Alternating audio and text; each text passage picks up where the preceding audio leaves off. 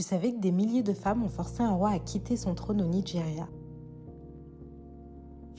On est en 1946 à Abeokuta. Le gouvernement colonial britannique impose des taxes injustes sur des femmes du marché avec la complicité du roi local. Et ces commerçantes, même si elles n'ont aucun pouvoir politique, elles refusent de se taire. Alors guidées par Funmilayo Ransome Kuti, 10 000 femmes s'organisent. Laissez-moi rapidement vous présenter qui était Funmilayo. Elle n'était pas seulement une activiste, c'était une pionnière avant-gardiste. Elle a été la première élève fille admise à l'Abeokuta Grammar School. Elle est considérée également comme la première femme nigérienne à avoir conduit une voiture. Elle a également voyagé en URSS et en Chine pendant la guerre froide pour défendre le droit des femmes. Et pour créer l'union des femmes d'Abeokuta, elle a appris à ces femmes à lire et à écrire pour qu'elles puissent comprendre les textes de loi coloniaux et se défendre seules. Et petite anecdote en plus, elle est la mère de Fela Kuti, une légende de l'afrobeat. Elle était une parfaite leader pour cette manifestation. Alors Funmilayo et les commerçantes marchent, encerclent le palais royal pendant des jours et chantent des chansons satiriques qui ridiculisent le pouvoir.